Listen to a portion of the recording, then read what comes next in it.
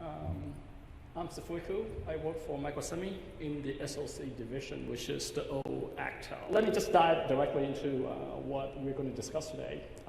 We're talking about the variation designers, and these are our challenges in design. We have large variations in models from foundries. That's our experience with the foundry we have been using for like 20 years. And they tend to have not very solid models. And since we are designing FPGA, we tend to also push the device to a limit. So we noticed that we're actually using the device a lot of time outside the well-characterized region. So we want to make sure that we're doing it correctly. And then we do have many repeater circuits that are especially sensitive to mismatches. For example, level shifters, sense amps, and memories. And also, we need to have high confidence to make sure that these statistical variation doesn't kill our circuit.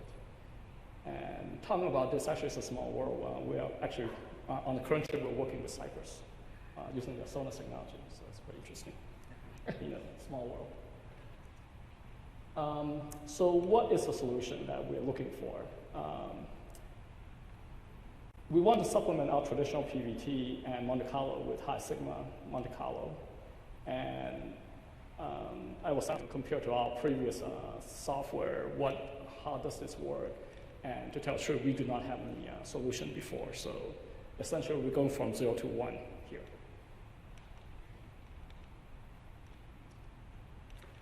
Okay, so the evaluation process was actually, the criteria was to make sure that, of course, the first thing that the software needs to be able to detect issues.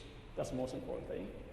And since we're in the middle of the execution phase right now, we're at 28 nanometers technology. So we're inserting this new design methodology, so it has to be easy to use. And for both the CAD people to set it up and also for the designer to use it. And also, I guess most important is, well, one of the important things is actually has to fit the budget, right? Because or else my VP won't sign up on it. So why variation designer? Why we like the tools? So actually, during the eval cycle, it did catch several issues. So I guess we stacked the deck a little bit. We have a chip that came back, it was last year, and we did have an issue in the pulse generator, in the ENVM, in the non-volatile memory section. And actually, designer, after a while, they figured out what was the problem. However, we did an evaluation. We sent the exact circuit to Solido, and the software caught it right away. So it was actually it zeroed on to the issue that we believe the problem is. And the interesting is also is that if I remember correctly, we engaged the evaluation on Thursday. The CAD people got it up running on Friday, and then the designer actually played with it on the weekend. And actually, one of the designer on the very first design, his level shifter, he found issues on the weekend. So it was pretty good. So we know that the tool is actually doing what it's supposed to do, and also, the tool is very easy to use, which is very important for designers actually, because we have been looking at other tools, and a lot of tools out there are difficult to use. And the interesting things actually, I think, I must have pat a mid on the shoulder. I talked to Solido, I think, 15 years ago, must be, and I was in the conference one, and the tool looks pretty raw then. It was hard to use, I believe, but I guess I've done a lot since then, and it does show in the tool. So that's one of the biggest things. The designer really said that this is really easy to use. And as I've mentioned, the basic setup is done within days. Within a day, actually, including integration into our Cadence environment. We use Cadence Virtuoso, actually, and Composer. And the designer were up and running within days. And the runtime is reasonable as advertised. And the workflow is quite efficient. I think previous speakers have alluded to this. So essentially, you run fast simulations, and then you drill down to specific corner that give you issues. I mean, like we used to do this, I guess, what we call the British Museum algorithm, right? You walk everywhere, and if you don't walk to the right place, you miss something. And this one's a lot. The tool enables now to actually zero out to the potential issues a lot faster. And lastly, I just want to also say we get tremendous AE support. Like the first day when we tried to bring it up, apparently we have a loop in our include model. We have include model, we have include that include itself, and so it was causing problem with the software. And then we gave the test case, and within hours the AE and the developer found problems and actually fixed that for us. So that's pretty good. How about speed? So for PVT, we're actually seeing an average about 1.7x reduction in the runtime. So actually, it just narrows down the problems about 1.7x. And from the high sigma standpoint, as I mentioned before, right, we could never have run it before, right, because it couldn't take billions of cycles, so we can't do that. So I talked to designers, and they say that most of their circuit actually conversion between 500 to 1,000 sims. I think that's pretty comparable to what other speakers have said here.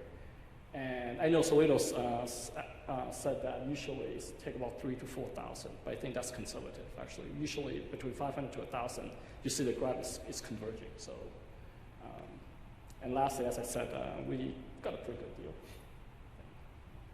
from budget standpoint. So the other thing, this is quite recent. We engaged with Solido on the hierarchical MC Monte Carlo, and actually we ended up buying the tools after like 2 weeks of evaluations. And we evaluated this on the full memory array that we have, okay? And it actually, Solido was able to construct this memory, this 15.6 million cell array with all the bit lines and sensam. And actually, what we do is that we run the Monte Carlo for the chip to 3 sigma, the sensams to 5.1 sigma. I don't know why it's 5.1. Interesting. And the bit cells is 6.2 sigma. And this was done, actually, we have a design team in Pennsylvania. They did this, and they gave me this information. And actually, I guess since this is high sigma simulations, I guess I need to put in this 1.8 million x. That's why we actually see the saving, right? Because it's supposed to be like 18 billion cycles, which is not possible to run, and we were able to run that in about 8,000 simulations, I'm sorry, 18 billion simulation to about 8,000. And we're seeing a lot of improvement in the design. So the designer were really sold on this. That's why we went back to our VP and asked for more money, because actually we were outside our budget cycle, actually, but we ended up getting the tool, so it was pretty good. Thank you. In terms of deployment methodology, when deploying these tools into your organizations, how have you done that? Have you used a particular method, or what have your experiences been?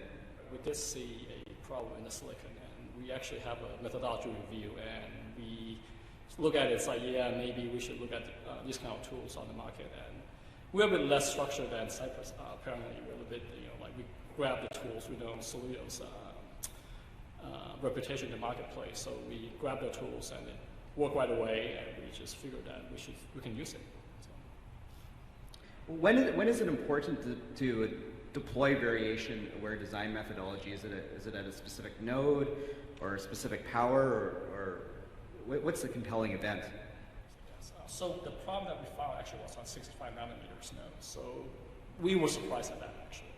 And the current project we're working on is 28, which is going to be much, much more difficult. So that's why we're worried that if we don't deploy variation-aware design methodology, that we will really be in trouble. Jeff and Sifuei commented a little bit on usability. I was curious from the other panelists' point of view, what were your thoughts on that? Yeah, I think to expand Alfred's point, that's correct. I mean, like, the fact that they just launch it and a few minutes later they know where the criticals are. So that's really key. I think the same thing. I think all the senior designers in the world are like that. Like, they don't want to change. I tell them like, hey, we're putting this new thing. It's like, no, I don't want to know anything about it, right? But just give me H-Spice, and it is essentially H-Spice, like with this thing running on top of it. And they're really happy. And I mean, we got 10 copies. And I know my VP asked me whether we should sort of like push the methodology to the outside our division to other divisions. And I said like, well, looking at the license, I monitor the license. So I said it's pegged 24/7 at 10. I said no, we don't want to push that out yet, because it soon get ugly when somebody else steal our license then.